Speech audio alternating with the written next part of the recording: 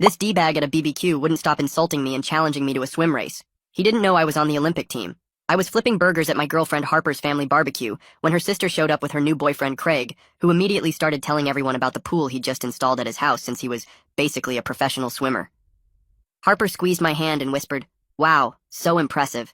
She knew about my 4 years on the Olympic swim team, but I'd never mentioned it to her family since I didn't want to be that guy who peaked in college. Craig cornered me at the grill, beer in hand, and started going on about his swimming prowess.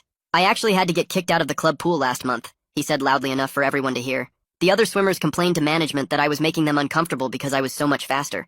I mean, when you're lapping everyone twice, it gets embarrassing for them, you know?" He looked at me expectantly like I should be impressed. I nodded politely and kept flipping burgers while Harper rolled her eyes beside me. Craig looked me up and down, taking in my dad bod that had replaced my swimmer's build after 5 years of retirement. "You ever swim, Dylan? No offense, but you don't really have the body for it. I mean, look at these shoulders," he said, rotating his arms to show off. "Swimming is all about the wingspan and the core. You've got more of a softball build." He laughed at his own joke while I just smiled and shrugged. Harper's sister tried to change the subject, but Craig was just getting started. "It's not your fault, man. Black guys just aren't built for swimming. It's a scientific fact, something about bone density or muscle fibers. That's why you never see them in the Olympics." Harper's jaw dropped and she started to say something, but I touched her arm gently and whispered, "Let him talk. This is actually hilarious." Craig must have taken my silence as agreement because he kept going. "I'm not being racist, it's just biology. Like, when's the last time you saw a black swimmer win anything?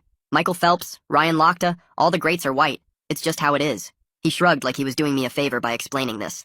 Even Harper's dad looked uncomfortable now, but I just kept that same easy smile on my face. After a few beers, Craig decided to demonstrate his perfect butterfly form on the grass, flopping around like a fish while explaining his technique. "See, Dylan? It's all about the dolphin kick.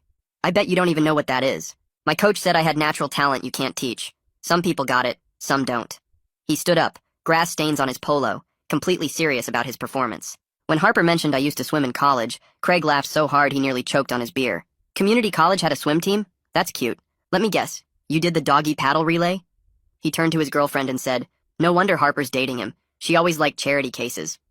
Remember that guy with the limp?" Harper's face went red and she snapped, "Dylan went to Stanford, you ass." But I just smiled and said, "Harper, relax." Craig pulled out his phone to show everyone videos of him swimming, narrating each one. "This is me destroying everyone at my gym. See that guy I just lapped? He said he swam Division 3. Pathetic." Then he turned to me and said, "Dylan probably thinks the shallow end is an accomplishment. Different leagues, bro. I'm talking about real swimming, not whatever you did at the YMCA." The videos were clearly sped up, but I didn't bother pointing it out.